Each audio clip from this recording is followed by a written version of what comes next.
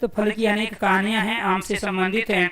एक कहानी राजा भर्तहरि की भी है, आपको सुना दे क्योंकि आप बहुत मेहनत करके यहाँ सही क्वेश्चनों के सही सही आंसर दे रहे हो। तो राजा भर्तहरि ये कोई काल्पनिक घटना नहीं है, सच्ची घटना है। राजा भर्तहरि संस्कृत के बहुत बड़े विद्वान भी हुए हैं, काव्य शास्त्री हुए हैं। उन्होंने 3 किताबें लिखी हैं और 3 अलग अलग अवस्थाओं के लिए लिखी है।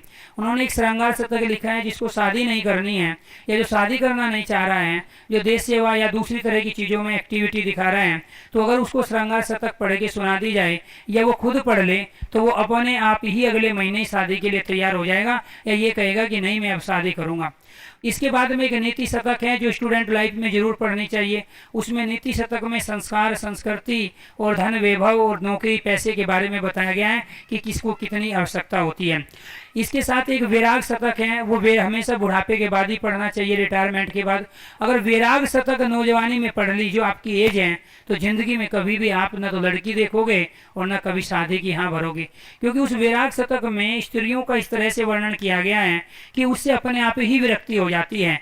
और वे तीनों किताबें कब लिखी आदमी ने? जब उनको चोट पहुंची। तो उनकी बहुत ही सुंदर पत्नी थी राजा भर्तहरि की, और वो जो पत्नी थी वो अपनी पत्नी को बहुत ज़्यादा लाड प्यार करते थे, और उनके लिए एक तरह से जो राज्य पाठ है वो मंत्री के हाथ में उन्होंने सौंप रखा था।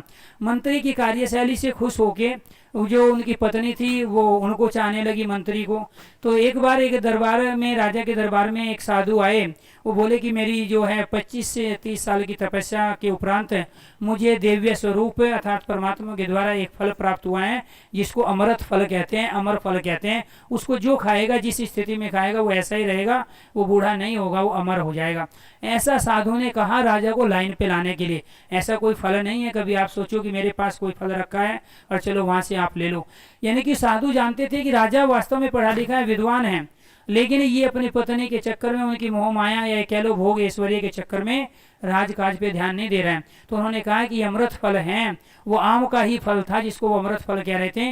राजा के दरबार में लेके आए और उन्होंने उसकी जो है स्टोरी बताई कि ये अमृत फल तपस्या के द्वारा प्रकट हुआ है, जो भी इसको खाएगा वो यंग रहेगा, एकदम बूढ़ा नहीं होगा। अब राजा अपनी पत्नी से प्रेम करते थे, तो राजा ने उस फल को अपनी पत्नी को दे दिया, लेकिन उनकी पत्नी राजा को ना चाह के उस मंत्री को चाहती थी।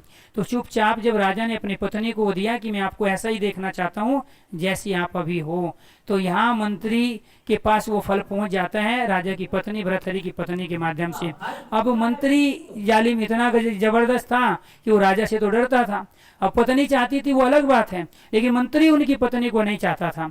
वो मंत्री किसी दूसरी जो राज्य के अंदर लेडीज थी, वो उस अपनी पत्नी को छोड़ के उसको पसंद करता था। वो मंत्री फल लेके पहुंच गया उस लेडीज के पास जिसको वो पसंद करता था।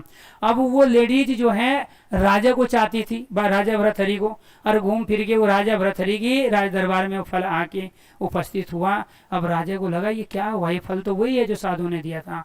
तो फिर उसने पता किया, सबको बुलाया राज दरबार में, भाई पता करो ये घूम फिर के फल मेरे पास कैसे पहुंचा।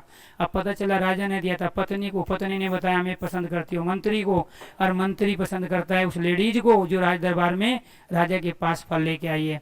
तो इसीलिए कहा भर्तहरि ने कि पुरुषम भाग्यम, पुरुषम भाग्य, पुरुष के भाग्य को, ठीक है। और स्त्रिया चरितम देवापि न जानामि, देवता भी नहीं जानते हैं। पुरुष का भाग्य कब बदल जाए और स्त्रियों का चरित्र कब परिवर्तित हो जाए, इसको देवता भी नहीं जानते हैं। तो राजा भर्तहरि चूंकि विद्वान थे पहले भी, तो उन्होंने 3 अलग अलग किताबें लिखी, नीति शतक, श्रृंगार शतक और वैराग शतक।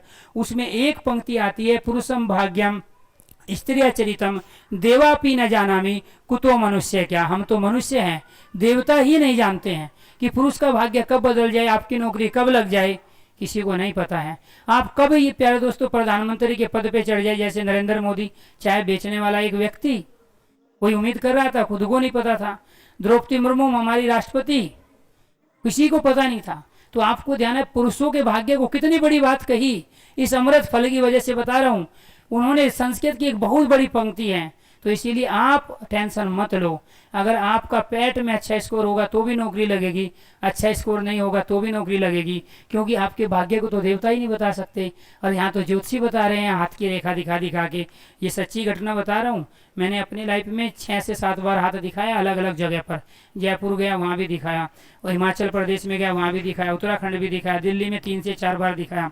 ठीक है, तो इस तरह अलग अलग एरिया के ज्योतिषियों को दिखाया। यार दोस्तों के साथ घूमने जाते थे, सब ने कहा हाथ में नौकरी नहीं है। अगले बंदे को पता ही नहीं 6 अगला छोड़ चुका है।